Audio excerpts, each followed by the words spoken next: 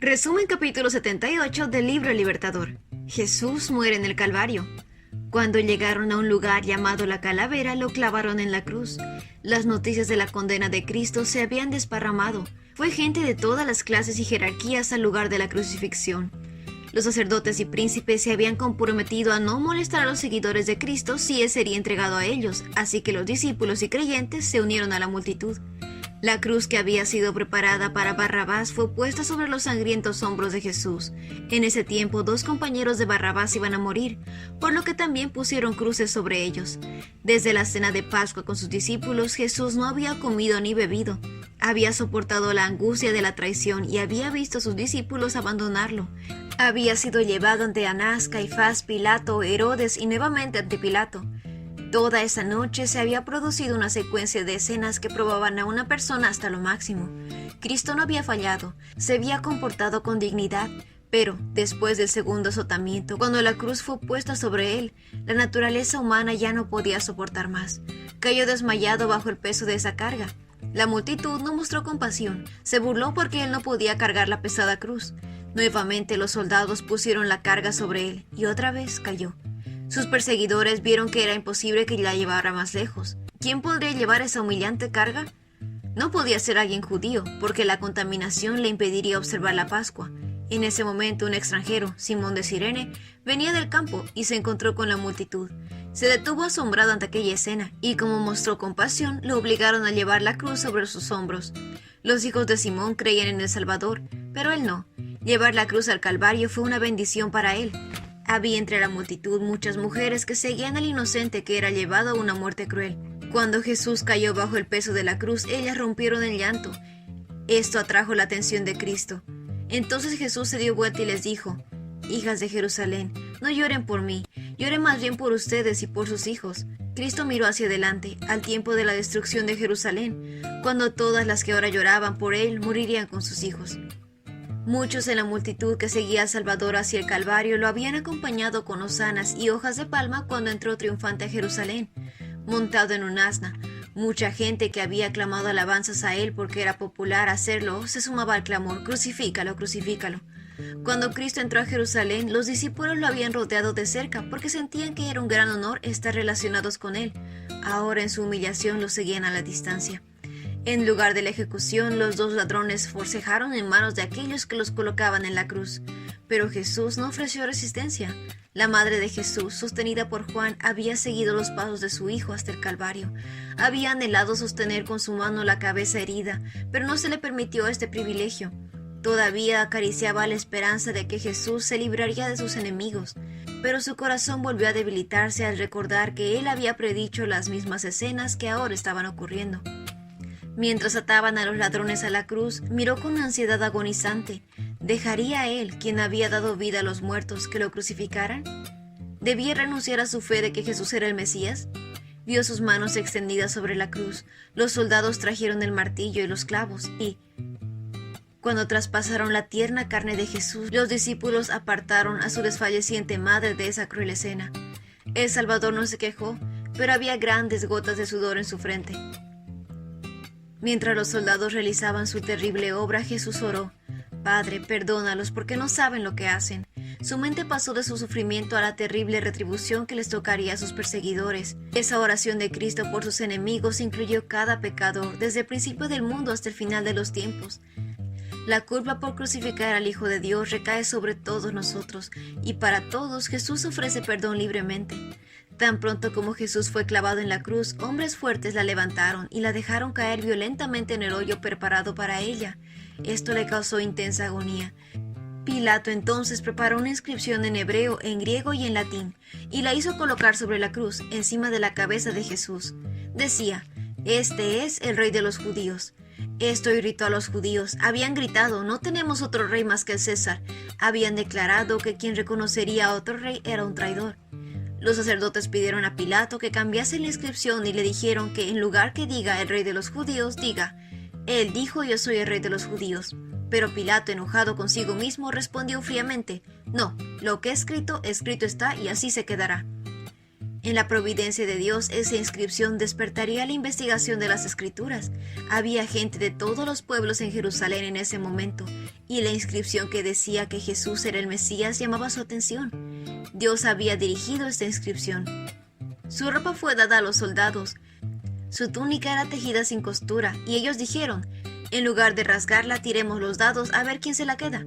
Era permitido dar a los que eran crucificados una droga anestésica para amortiguar la sensación del dolor, pero cuando Jesús la probó, se negó a tomarla. Su fe debía mantenerse fija en Dios. Su única fortaleza, nublar sus sentidos, le daría ventaja a Satanás. Los sacerdotes, príncipes y escribas se unieron a las burlas de la turba hacia el moribundo Salvador. La voz del Padre desde el cielo había testificado anteriormente la divinidad de Cristo. Ahora estaba en silencio. No se escuchó ningún testimonio en su favor. Sufrió solo. Decían: si eres el Hijo de Dios, sálvate a ti mismo y bájate de la cruz. Satanás y sus ángeles en forma humana estaban presentes en el lugar de la crucifixión y cooperaban con los sacerdotes y los príncipes que se habían unido en satánico frenesí. Jesús escuchó a los sacerdotes declarar: salvó a otros, pero no puede salvarse a sí mismo. Que este Mesías, este Rey de Israel, baje de la cruz para que podamos verlo y creerle. Cristo podría haber bajado de la cruz, pero como negó salvarse a sí mismo, hoy el pecador tiene la esperanza de recibir perdón y el favor de Dios. Durante su agonía sobre la cruz llegó a Jesús un rayo de consuelo, la petición del ladrón arrepentido. Los dos hombres que estaban crucificados con Jesús se burlaban de él al principio, y uno de ellos en su sufrimiento se volvió más desesperado y desafiante, pero su compañero no era un criminal despiadado. Había visto y oído a Jesús, pero había sido apartado de él por los sacerdotes y los príncipes. En su intento de ahogar su convicción se había hundido en el pecado hasta que fue arrestado y condenado. En la cruz vio a los grandes líderes religiosos ridiculizar a Jesús. Había escuchado a su compañero de culpa adoptar un lenguaje insultante. ¿Así que eres el Mesías? Demuéstralo salvándote a ti mismo y a nosotros también. La convicción de que este era el Cristo regresó a él. Volviéndose hacia su compañero le dijo: ¿ni siquiera temes a Dios ahora que estás condenado a muerte? Nosotros merecemos morir por nuestros crímenes, pero este hombre no ha hecho nada malo. El Espíritu Santo iluminó su mente y poco a poco la cadena de evidencias se fue uniendo. En Jesús, burlado y colgado de una cruz, vio al Cordero de Dios. La esperanza se mezcló con la angustia de su voz, cuando este hombre moribundo se lanzó sobre el Salvador moribundo. Jesús, acuérdate de mí cuando vengas en tu reino. Rápidamente llegó la respuesta en tono suave y melodioso, con palabras llenas de amor y poder. En verdad te digo hoy, estarás conmigo en el paraíso. Cuánto agradecimiento sintió el Salvador al escuchar esta expresión de fe y amor del ladrón moribundo. Cuando aún sus discípulos dudaban, el pobre ladrón llamó a Jesús Señor. El tono de lo que este hombre arrepentido dijo llamó la atención de todos los que estaban al pie de Jesús. Aquellos que habían estado peleando por las vestiduras de Cristo se detuvieron para escuchar, esperando la respuesta que saldría de sus labios moribundos.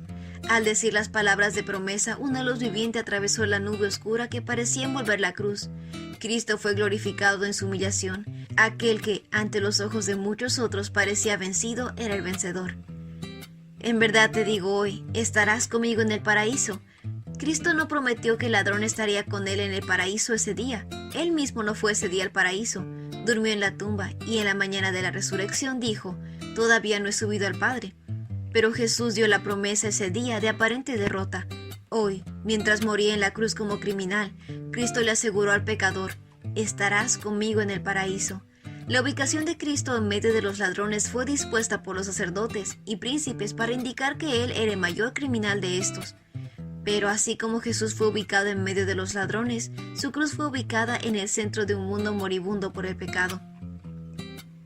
Al pie de la cruz estaba su madre, sostenida por Juan. Ella no podía permanecer lejos de su hijo, y Juan, sabiendo que el fin se acercaba, la había traído de nuevo al lado de Jesús. Mirando su rostro desconsolado, le dijo: apreciada mujer, allí tienes a tu hijo. Y luego le dijo a Juan: allí tienes a tu madre. Juan entendió las palabras de Cristo y aceptó la tarea. Desde esa hora la cuidó tiernamente. El Salvador no tenía dinero con que proveer para su comodidad, pero le proveyó lo que ella más necesitaba, la tierna simpatía de quien la amaba porque ella amaba a Jesús. Y Juan recibió una gran bendición. Ella fue un recordatorio constante de su amado Maestro. El Señor de Gloria estaba muriendo en rescate por la familia humana. Todo lo que podía ver era oscuridad. No era miedo a la muerte, ni el dolor de la cruz lo que le causó la agonía. Su sufrimiento venía de ser consciente de cuán terrible es la maldad del pecado. Cristo vio cuán pocos estarían dispuestos a librarse de su poder. Sin la ayuda de Dios, la humanidad debía morir, y Él vio muchísimos morir cuando habrían podido ser alcanzados por su ayuda. La maldad de todos nosotros fue puesta sobre Cristo, nuestro sustituto y garante. En ese momento, con el terrible peso de la culpa sobre Él, no podía ver el rostro compasivo del Padre. Esto atravesó su corazón con un dolor que ningún humano podrá llegar a entender. Esta agonía era tan grande que apenas sentía su dolor físico. Satanás torturaba el corazón de Jesús con intensas tentaciones. Cristo sintió la angustia que el pecador sentiría cuando la misericordia ya no interceda por la raza culpable. El sentido del pecado que había traído la ira del Padre sobre él, nuestro sustituto, quebrantó el corazón del Hijo de Dios. Los ángeles escondieron su rostro a la terrible escena. El sol se negaba a contemplar ese horror. Sus rayos brillantes iluminaban la tierra a mediodía, pero parecieron apagarse de repente. Una oscuridad completa rodeó la cruz. La tierra se llenó de oscuridad hasta las 3 de la tarde. En esa densa oscuridad, Dios escondió su presencia. Dios y los santos ángeles estaban al lado de la cruz. El Padre estaba con su Hijo. Sin embargo, no reveló su presencia. En esa temible hora, Cristo no sería consolado con la presencia de su Padre. Con esta densa oscuridad, Dios veló la última agonía humana de su Hijo. Todos los que habían visto sufrir a Cristo estaban convencidos de su divinidad. Durante largas horas de agonía, Cristo había estado expuesto a la mirada de la multitud burlona. Ahora el manto de Dios lo ocultó misericordiosamente. Un terror sin nombre dominó a la muchedumbre que rodeaba la cruz. Las maldiciones y los insultos se detuvieron. Impresionantes relámpagos destallaban ocasionalmente de la nube y dejaban ver al Redentor crucificado. Sacerdotes, príncipes, verdugos y la turba, todos pensaron que había llegado el tiempo de recibir su retribución. Algunos susurraban que Jesús bajaría ahora de la cruz. A las 3 de la tarde la oscuridad se disipó por encima de la gente, pero continuó envolviendo al Salvador. Ningún ojo podía penetrar la densa oscuridad que rodeaba el sufrimiento de Cristo. Entonces Jesús clamó en voz fuerte: «Elí, Elí, lema sabactani», que significa Dios mío, ¿por qué me has abandonado? Muchas veces exclamaron: «La venganza del cielo está sobre él porque dijo ser el Hijo de Dios». Cuando las tinieblas se alzaron, Cristo volvió a sentir sufrimiento físico y dijo: «Tengo sed». Uno de los soldados romanos, movido por la compasión, tomó una esponja, la sumergió en vinagre y se la ofreció, pero los sacerdotes se burlaban. Sus palabras «Elí, Elí, lema sabactani» fueron malinterpretados. Ellas dijeron: «Este hombre está llamando a Elías», rechazando la última oportunidad de aliviar sus sufrimientos. Decían: «Espera a ver si Elías viene a salvarlo». Repentinamente la oscuridad se apartó de la cruz. En tonos de trompeta que parecían resonar por toda la creación, Jesús exclamó: «Todo ha terminado. Padre, encomiendo mi espíritu en tus manos». Una luz rodeó la cruz y el rostro del Salvador resplandeció con una gloria como la del sol. Luego inclinó su cabeza y murió.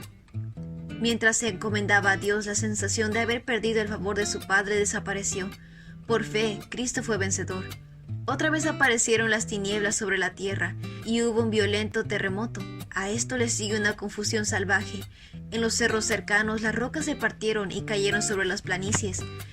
Los sacerdotes, los soldados, los verdugos y el pueblo quedaron postrados en el suelo. Cuando el fuerte grito «Todo ha terminado» salió de los labios de Cristo, era la hora del sacrificio de la tarde. El cordero que representaba a Cristo había sido traído para ser degollado. El sacerdote había levantado su mano con el cuchillo y la gente observaba con interés. Pero la tierra tembló, porque el Señor mismo se acercó. Con el ruido de tela que es desgarrada, el velo interior del templo se rasgó de arriba abajo con una mano invisible. Y dejó expuesto a la mirada de la multitud un lugar que antes había sido llenado de la presencia de Dios. El lugar santísimo del santuario terrenal ya no era sagrado. Por todos lados había terror y confusión. El sacerdote estaba a punto de sacrificar a la víctima, pero el cuchillo se cayó de su debilitada mano y el cordero escapó. El símbolo se había hecho realidad. El gran sacrificio había sido hecho. Un camino nuevo y vivo estaba preparado para todos. Desde ese momento el Salvador oficiaría como sacerdote y abogado en el cielo de los cielos. Con su propia sangre entró en el lugar santísimo una sola vez y para siempre, y aseguró nuestra redención eterna. Y ese fue el resumen del capítulo 78 del libro El Libertador. No olvides compartir este video con tus compañeros de clase o con otras personas que tú creas que puedan necesitar este mensaje. Nos vemos la próxima.